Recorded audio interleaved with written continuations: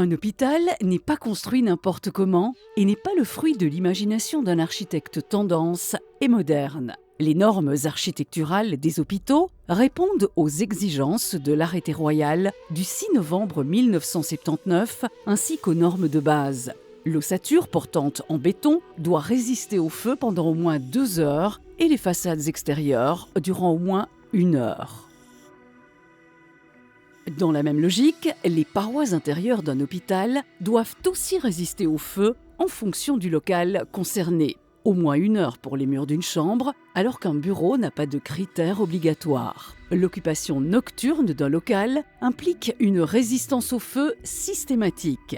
La superficie maximale d'un compartiment est limitée en fonction du niveau où l'on se trouve. La distance entre 2 portes coupe-feu dans une unité n'excède pas les 25 mètres. La distance pour accéder à une porte ou à un escalier d'évacuation ne doit pas dépasser les 15 mètres en cul-de-sac et la suivante à moins de 30 mètres. Pour limiter la propagation du feu et des fumées dans les unités de soins, les couloirs sont séparés par des portes coupe-feu habituellement retenues par un électroaimant.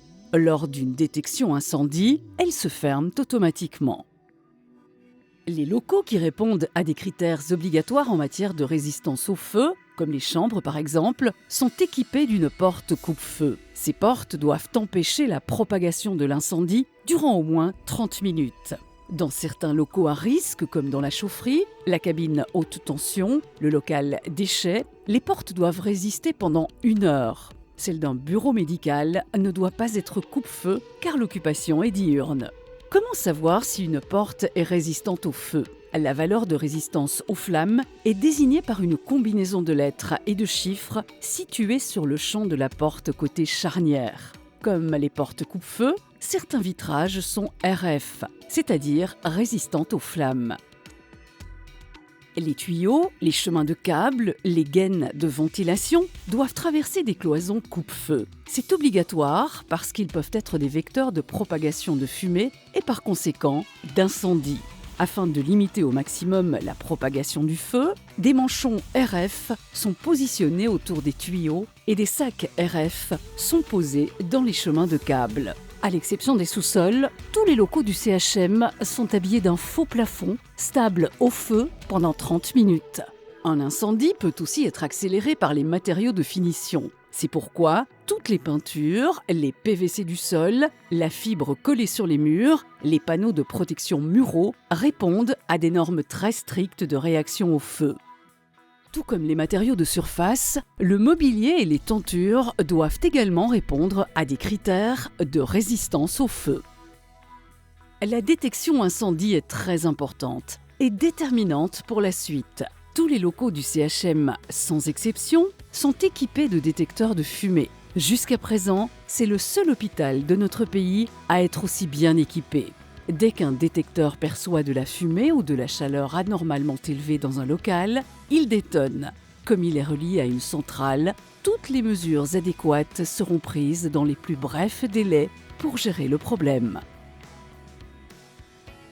Toute personne qui constate un dégagement de fumée anormal ou des flammes doit appuyer sur le bouton poussoir rouge le plus proche afin de lancer et de confirmer le départ d'un incendie. Ces boutons se trouvent à l'entrée des compartiments par exemple et des dévidoirs incendie. L'utilisation des dévidoirs incendie et des extincteurs demande une certaine connaissance. Il faut donc être formé afin d'en faire bon usage.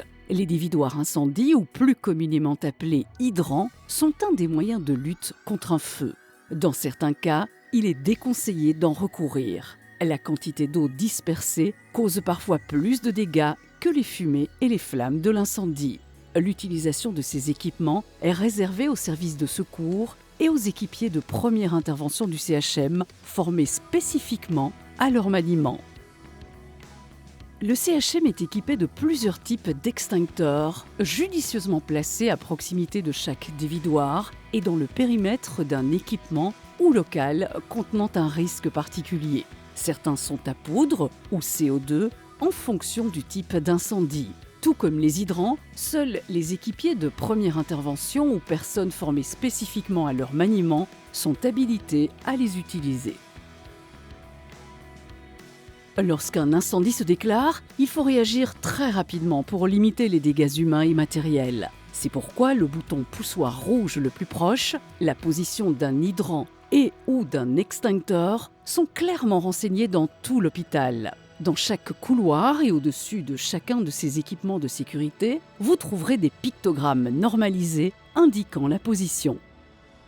Dans un hôpital, le sprinklage est indispensable. Pratiquement, qu'est-ce que c'est ? Le sprinklage est un moyen de lutte automatique contre le feu. Lorsqu'une flamme ou la chaleur vient faire fondre la tête d'un sprinkler, l'eau s'échappe et asperge la zone, de sorte à éteindre le feu. Le CHM a installé ce système dans le parking du sous-sol et dans les zones d'archives où la charge calorifique est importante. En cas de sinistre, il se peut que des câbles d'alimentation électrique et des circuits d'éclairage soient rompus. Afin de ne pas se retrouver dans le noir total, la législation et les services incendie imposent l'installation d'appareils d'éclairage de sécurité dotés d'une batterie. Ils s'allument lorsque leur alimentation électrique cesse. Le CHM est le seul hôpital du pays à avoir équipé chaque chambre d'un bloc autonome d'éclairage de sécurité. Si l'ordre d'évacuer est donné par le service incendie, quasiment tous les couloirs du CHM peuvent être considérés comme des chemins d'évacuation. Un chemin d'évacuation permet l'accès à une issue de secours, externe ou interne, du compartiment. Et l'issue de secours peut soit donner accès vers l'extérieur ou vers un compartiment voisin lorsque l'on se trouve au rez-de-chaussée, soit mener vers une cage d'escalier de secours lorsqu'on se trouve au sous-sol ou dans un étage. Il est donc important que les couloirs des unités et des zones de grand passage ne soient pas encombrés. Vous remarquerez que les chariots sont toujours bien rangés contre les murs pour ne pas gêner, en cas de besoin, la progression des pompiers et éviter aussi les chutes lors de l'évacuation. En cas de problème, nous nous dirigerons tous instinctivement vers une cage d'escalier. En plus de celles réservées aux visiteurs, d'autres cages ont été prévues. Leurs portes se déverrouillent automatiquement lorsqu'un incendie est détecté. Dans un hôpital, l'évacuation horizontale, c'est-à-dire vers le compartiment voisin, sera privilégiée. Les patients ne doivent pas être évacués tant que les pompiers n'en ont pas pris la décision.